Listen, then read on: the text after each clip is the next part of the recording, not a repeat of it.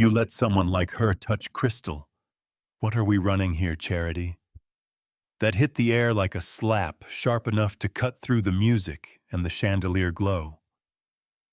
I put the flute down, looked the man straight in the eye, and answered in Arabic, calm and clean. The glass doesn't give you dignity, it only mirrors the person who drinks. The room stopped breathing. You know that kind of silence, the heavy kind, where even the ice in the water pitchers seems to listen.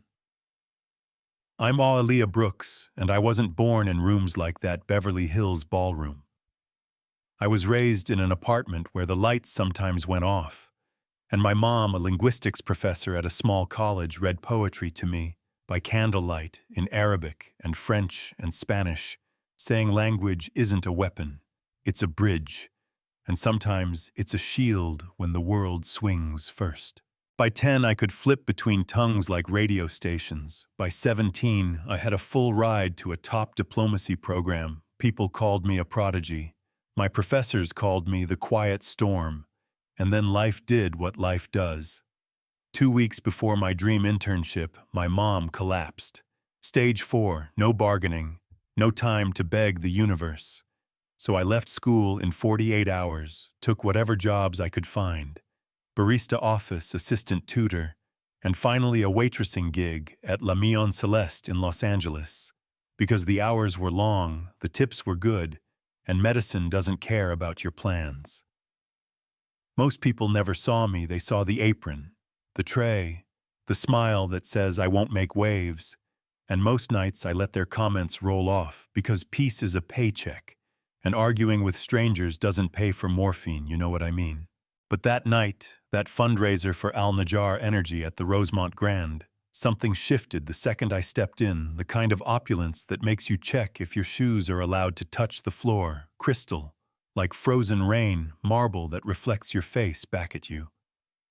Tables dressed like brides, the air smelling like orchids and money and old wine and me. The only black waitress on the floor, hair pulled into a neat bun, uniform pressed so sharp it could cut posture. Steady hands, quiet, the kind of precision that makes you invisible if you let it. Table 9. The power table, Kareem Al-Najjar himself at the center, the billionaire with the easy smile and the razor under it, surrounded by people who measured themselves in headlines and guest lists. And it started small, like cruelty. Always does, a woman in champagne silk whispering about my hair, just loud enough to be heard. A man with a laugh too practiced, asking if I understood anything, beyond yes, sir, and right away. And I swallowed it, like I have swallowed worse, but then Kareem leaned back in his chair, loosened his tie like he was settling in for a show. And in Arabic he said the line about the help back home, how you can dress them up and hand them crystal, and they still walk like they came from the fields. He said it looking right at me, expecting me not to know. Expecting me to smile and fade, and I felt the heat in my ears and the drumbeat in my chest. But I didn't let any of it touch my face. I set the glass down, and I said that line my mother loved, older Arabic, classical and clean, the kind of phrase that stands up straight, and the sound of forks and laughter died, like someone pulled the plug. Faces turned. Kareem blinked like he'd seen a mirror he didn't ask for, and for a second, just a second, the room remembered I was a person. That would have been enough for some people, a clapback and a good story for the ride home. But power hates to lose attention, so one of Kareem's associates, an economist named Victor, leaned in with the polite smile of a man who tests for sport, switched into formal Arabic, and asked me if the growth in the Maghreb was a bubble built on foreign money and short-term infrastructure, or if there was a path to something lasting. And he asked it with that tone that dares you to break your ankle, and I could have passed, but I was my mother's daughter, so I answered slow and steady, piece by piece, naming trade data from 2 months back, a World Bank analysis, the history of post-colonial investment, a port project that only made sense if you followed the insurance. And when I finished, Victor nodded once, a clean nod, the kind you give when you didn't get the stumble you hoped for. but you respect what you heard, and whispers started moving around the table like wind in tall grass. Kareem tried to shrink me back down, switching to English so the whole table could watch. Let's not get carried away, she's a talented waitress. But she serves drinks, not policy, and that should have been that right. Put me back in the apron box, and I almost let it slide. But I reached into my pocket and took out an old envelope I had kept, for no good reason, except it reminded me of a life that paused gold-embossed seal of Al-Najjar energy on the flap edges worn, and I said, still soft, still steady. 4 years ago, I earned a spot in your summer mentorship program, signed by you. I never took it because my mom got sick, but I always wondered if I had shown up to your office dressed like this, would you have opened the door? And that question wasn't a knife. It was a mirror, and you could see people looking at themselves in it, some flinching, some breathing out. Before he could answer, his daughter Layla stood up, simple as that, hands shaking just a little.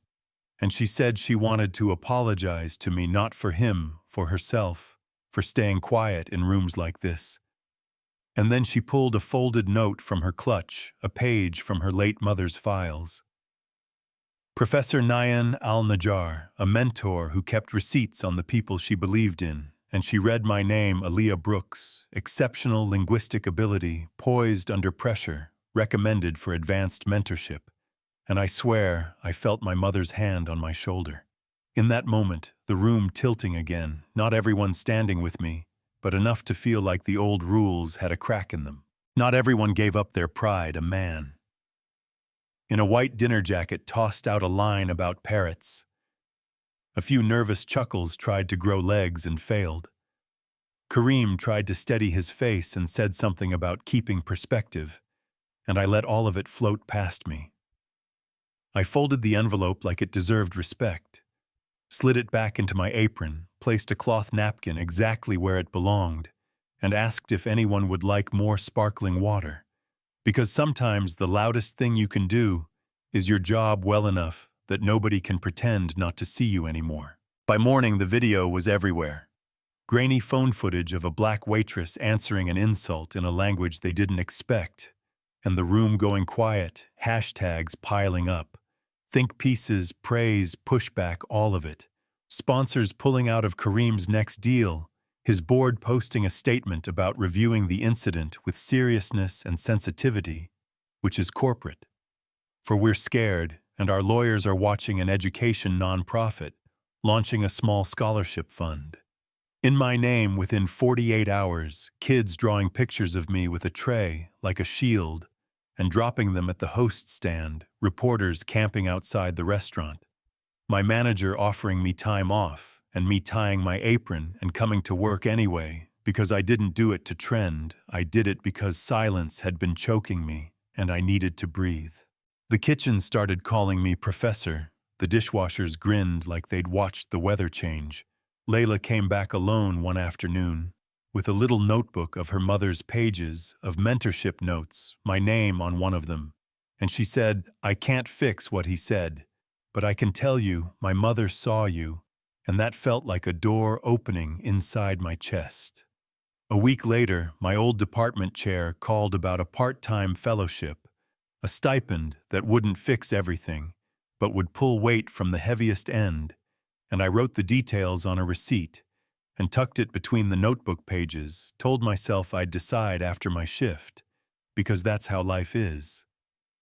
You make the big choices while the coffee machine hisses and the bread warms and somebody at table 6 wants lemon, not lime. I know some people think I should have walked out that night, quit on the spot, burned it down. Others think answering at all was too much, that I should have kept my head down.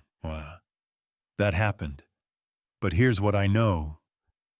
Dignity isn't a volume knob, it's a spine, and mine didn't get stronger because a room clapped. It got stronger because I remembered who I was when someone tried to make me forget. The end of that night wasn't fireworks. It was me clocking out, taking the bus home, holding that notebook on my lap, like it was still warm, and a little girl pointing at me through the window and whispering to her mom. That's the lady who speaks all the languages, and I decided that was enough to sleep on. So here's where I leave you with a door cracked open. Do I take the fellowship and step back into the rooms where language becomes policy? Or do I keep anchoring here, steady and present, changing rooms one table at a time? What would you do if you were me, and what does dignity look like where you live? Have you ever watched somebody underestimated walk into their own power and flip the weather in a room? Tell me in the comments, push back. If you disagree, share it with one person who still thinks accents mean ignorance. And if you felt anything listening to this, hit subscribe. So the next time a story like this catches fire, you'll be right here with us when it lights.